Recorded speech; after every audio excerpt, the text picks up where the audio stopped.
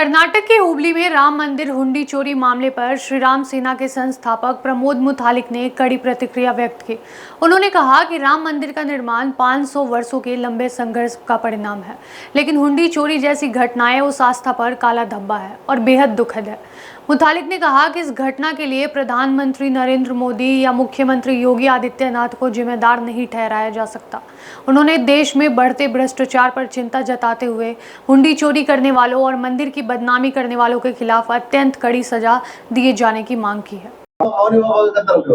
ಈ ವಿಷಯದಲ್ಲಿ ಪ್ರಧಾನಿ ಮೌನ ಇದ್ದಿದ್ದು ಸರಿಯಲ್ಲ.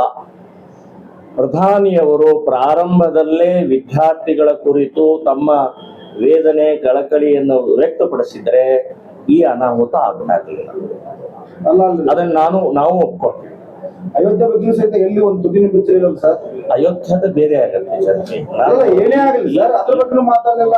ಈ ವಿಷಯದ ಕುರಿತು ನಾನು ಹೇಳ್ತಾ ಇದ್ದೀನಿ, ಅವರು ಕೆಲವೊಂದು ಸಂದರ್ಭದಲ್ಲಿ ತಪ್ಪಾಗಿದೆ. ಶ್ರೀರಾಮ್ ಸೇನೆ ಹೆಸರು ರಾಮನ ಹೆಸರು ನೀವು ಸುದ್ದಿ ಧ್ವನಿ ಎತ್ತಲ್ಲ, ಅದು ವಿಶೇಷ. ರಾಮನ ಹುಂಡಿ ಕಳವಾದಾಗ ಶ್ರೀರಾಮ್ ಸೇನೆ ಸಹಿತ ಧ್ವನಿ ಎತ್ತಿಲ್ಲ ಅಂತ. ಇಲ್ಲ, ಆ ವಿಷಯ ಮತ್ತೆ ಡೈವರ್ಟ್ ಆಗಲ್ಲ. ಯಾಕೆ ಸರ್ ಡೈವರ್ಟ್ ಅಲ್ಲ ಸರ್, ಮಾತಾಡ್ರಿ ಸರ್, ಸರ್ಕಾರ ಮಾತಾಡ್ರಿ. ಅಂದ್ರೆ ಹುಂಡಿ ಕಳವಾದ್ರ ಪರ ನೀವು ನಿಂತಿರೋ ಅಥವಾ ಹೆಂಗ್ ಸರ್?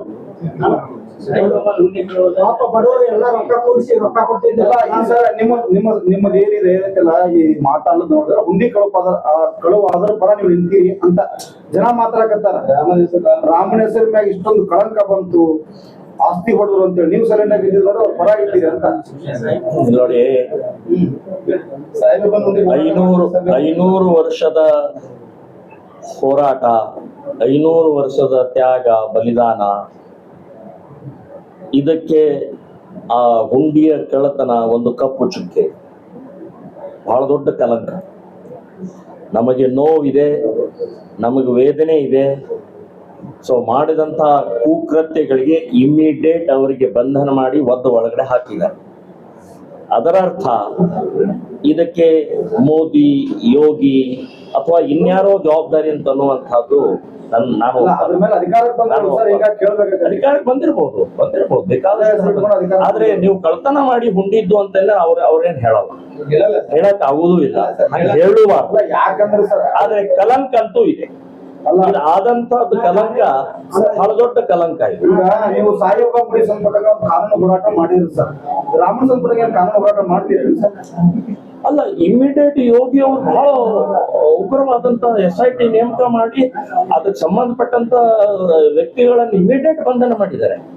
ಇಮಿಡಿಯೇಟ್ ಆಗಿದೆ ಸರ್. ಪ್ರಧಾನಿ ಅವರು ಹೇಳಿದ್ರು ನಾ ಕಾವುಂಗ ನಾ ಕಾಲೆ ದುಂಗ ಅಂದಿದ್ರು, ಹೌದಲ್ರಿ? ನಾ ಖಾವುಂಗ ಸರಿ ಇದೆ, ನಾ ಖಾನೆ ದೂಂಗ ಸರಿ ಆಗಲಿಲ್ಲ.